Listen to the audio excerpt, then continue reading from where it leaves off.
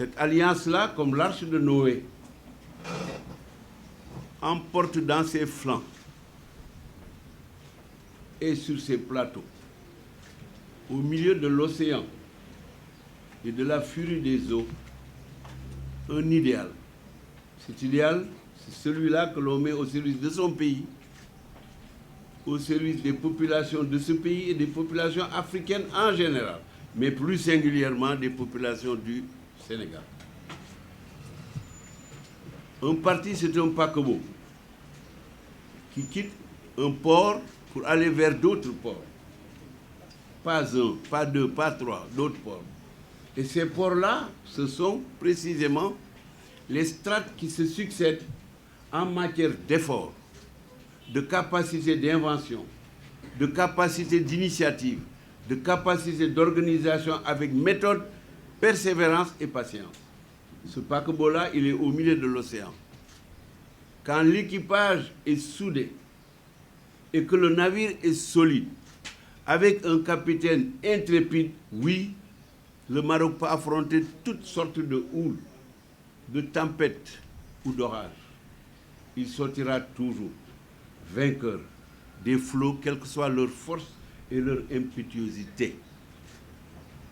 Voilà 22 ans que des femmes, des hommes, des jeunes, des moins jeunes, au Sénégal comme à l'extérieur, parce que nous avons une quarantaine de sections de l'extérieur, se sont mobilisés comme un seul homme pour prendre part à la vie politique sénégalaise, prendre part à cet élan massif, organisé et patriotique de réflexion et d'analyse au pluriel, partagé avec tous les Sénégalais, quelles que soient leurs options politiques ou les divergences qui peuvent exister entre leurs choix, parce que le peuple, il est un, uni, solidaire, allant ensemble vers le progrès de chacun et le progrès de tous.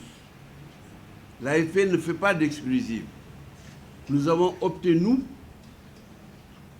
pour le culte de la liberté, pour la bataille opiniâtre, encore une fois organisée, réfléchie, rationnelle,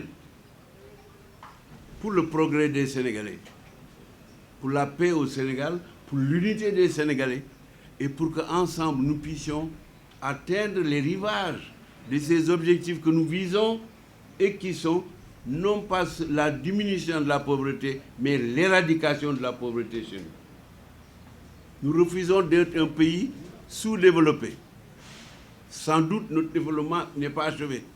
Mais nous sommes un pays en développement et un pays qui va vers le développement, résolument, par étapes, en nous tenant la main, les uns et les autres.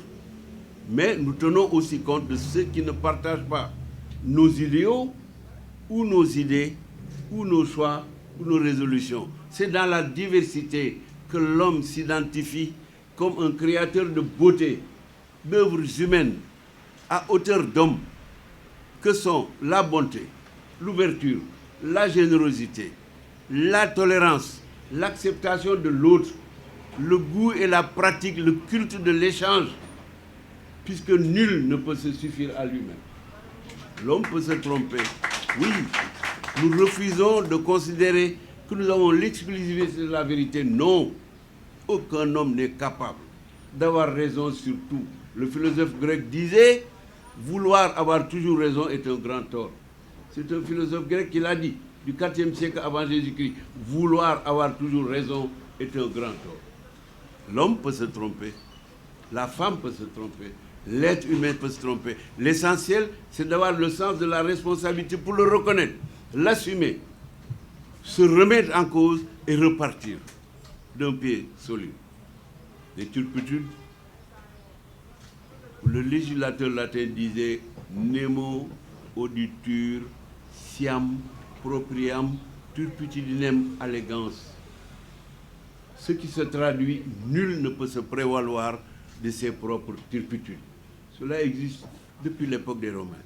Nemo auditur siam propriam turpitudinem auditur. Nous devons être modestes, mes amis. Modestes devant Dieu, mais aussi modestes devant nos semblables. Nul n'a la science infuse, Nul n'a le monopole ni de la vérité, ni de la raison. C'est dans la complémentarité, dans les prolongements, les échanges, que l'homme s'enrichit par rapport à son contact avec l'autre. Parce qu'on peut toujours puiser sur l'autre ce qu'il y a de meilleur pour soi-même. Et lui communiquer aussi ce qu'on a de meilleur. Pour que les êtres humains restent des êtres humains, c'est-à-dire des bipèdes pensants. Le Sénégal est à la croisée des chemins. Il l'est chaque année depuis 10 ans, plus un demi-siècle. Mais le Sénégal d'hier, c'est aussi le Sénégal d'aujourd'hui. Nous puisons, nous, dans les ressources profondes de la fontaine de l'espoir. C'est pour cela que le slogan de l'AFP, c'est « Nous avons choisi l'espoir ». L'espoir se prolonge par l'espérance, qui est l'espoir en action. Vous le retrouvez dans la Bible, vous le retrouvez dans la Torah, vous le retrouvez dans le Saint-Coran. L'homme doit espérer, de par le fonctionnement des neurones de son cerveau, pour pouvoir réaliser, construire et mettre en œuvre des schémas logiques qui permettent à l'homme de s'améliorer, en améliorant l'utilisation et l'usage qu'il fait de son environnement, c'est-à-dire de la nature, tout en protégeant cette nature. Vous, jeunes de notre pays, jeunes de notre parti, jeunes des autres partis, jeunes de l'opposition, jeunes de la société civile, jeunes des villes et des zones rurales, c'est vous l'avenir de notre pays. J'ai dit et je redis aujourd'hui encore une fois que les personnes de mon âge sont prêtes à passer le flambeau aux jeunes, à la jeune génération et aux jeunes cadres de notre parti. Femmes, jeunes filles y comprises, hommes et jeunes. L'Alliance des forces de progrès a enregistré plus de 600 cadres nationaux dans l'Alliance nationale des cadres pour le progrès. Eh bien, croyez-moi, parmi eux, on peut trouver 60 à 70 hommes et femmes qui peuvent, chacune et chacun à son niveau, diriger l'Alliance des forces de progrès à ma place. Chacun de ces 60 ou 65 cadres, bien formés depuis 22 ans, est en mesure de prendre au milieu d'une équipe et à la tête d'une équipe le présent et l'avenir de l'AFP. Ce qui ne signifie pas que les vieux que nous sommes vont partir. Non, on sera là avec vous. Mais c'est vous qui allez diriger. Dès le prochain congrès, nous pensons qu'en 2022, nous serons en mesure, dans le premier ou dans le second trimestre, nous serons en mesure d'organiser ce congrès pour que l'Alliance des forces européennes ait une nouvelle direction. Une direction jeune. Une direction engagée. Elle l'est déjà. Vous l'êtes déjà. Une direction organisée. Vous l'êtes déjà. Une direction écuménique qui s'ouvre à la coopération avec toute bonne volonté, susceptible ou capable, ou volontaire, pour venir poursuivre le travail que nous faisons. La vie de l'AFP n'est pas liée à la personne de son secrétaire général, encore moins à la vie de son secrétaire général. C'est un mortel comme tout le monde. Nous bâtissons le parti de l'avenir. Nous bâtissons un parti qui va durer autant que Dieu le voudra. Mais notre espérance intérieure est que cela dure le plus longtemps possible. Et qu'à chaque fois, dans des dizaines d'années, dans 30 ans, dans 40 ans, que l'on parle de nous autres au passé, pour prier pour nous. Parce que nous aurons contribué avec vous les jeunes à cette œuvre magnifique, à cette œuvre grandiose, à cette aventure humaine, avec des profondeurs extraordinaires qui plongent les racines de notre démarche le plus loin possible pour toucher et l'humus et l'eau, et la terre et l'oxygène. Voilà l'Alliance des forces de progrès. Nous faisons une prière pour la jeunesse du Sénégal. Avec la cybernétique, avec les technologies modernes, le monde est en train de se transformer. Les questions de grammaire et de syntaxe, de morphologie et d'analyse sémantique, cela devient secondaire parce que vous trouvez tout dans Google. On parle de Vercingétorix. Oui, on tape Google, Vercingétorix, la bataille d'Alésia, Jules César, tout de suite. Oui, nous autres, nous allions bûcher. à la bibliothèque, dans les librairies, on allait voir le livre. Vous n'avez plus besoin de ça. Il suffit de mettre Google ou Wikipédia, je ne sais plus comment vous l'appelez, hein, et vous avez les réponses à toutes les questions qui peuvent se poser à vous. On vous dit, qu'est-ce que c'est que l'axiologie? On dit, ah, axiologie, ça nous ramène à tac, tac, tac, tac. On vous dit, l'axiologie, c'est l'ensemble des valeurs morales et éthiques, un domaine spécial de la philosophie. Vous n'avez pas besoin d'aller chercher dans le Larousse. Nous, on allait chercher dans le Larousse. Ou on allait chercher dans le Gaffio, quand nous faisions le latin pendant 7 ans, depuis la 6e jusqu'à la classe terminale. Nous n'avons plus besoin de Gaffio. D'ailleurs, les jeunes ignorent même Gaffio. Vous ignorez parce que vous n'en avez plus besoin. Nous, sans le Gaffio, on n'avançait pas.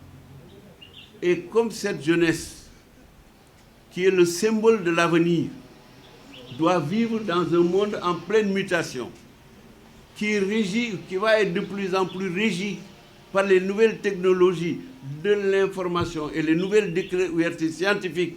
Oui, jeunes du Sénégal et jeunes du monde, jeunes de l'Afrique et jeunes de la diaspora, je prie pour vous, pour que vous puissiez faire face avec résolution, engagement et volonté, en étant conscient que nul ne peut rien réussir contre le développement des sciences. Au contraire, il faut les épouser, aller sur le rythme sur lequel, de manière sinusoïdale, la science et les sciences avancent pour aller de l'avant avec les sciences, car qui restera sur le quai en tournant le dos aux sciences pourra être considéré comme mort et il ne lui restera plus qu'à être enterré à 1,50 m sous la terre. Mes chers camarades, encore une fois, je vous remercie. Jour et nuit, quelles que soient les questions météorologiques de tempête politique ou d'orage ou même de tsunami, vous êtes restés vous-même.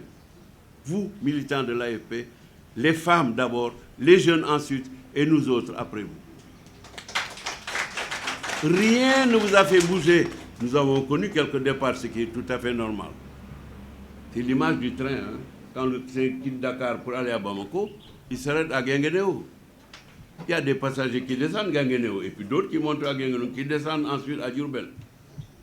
Ceux-là qui sont montés descendent à Diourbel, mais d'autres montent à Diourbel pour aller à Tambacounda. C'est ça un parti politique. Mais aucune tristesse lorsqu'un camarade vous quitte. Ce qu'il doit quitter, c'est parce qu'il a décidé de quitter. Bon vent et aucun mot désobligeant vis-à-vis de ceux qui peuvent quitter le parti. Bien au contraire. Parce que même si ce n'était qu'un jour, ce camarade, homme ou femme, aura travaillé avec nous. Et pour ça, nous lui disons merci beaucoup. Aucun mot déplacé, aucune diatribe, aucune imprécation, aucune philippique, aucune attaque de quelque sorte que ce soit. Les camarades qui nous quittent, nous devons les respecter et continuer de les aimer parce qu'ils ont été avec nous. Et que Dieu les aide dans de nouvelles tentatives, dans de nouvelles aventures. Si Dieu les aide, c'est tant mieux. Si Dieu ne les aide pas, bon, on ne peut rien contre la volonté divine.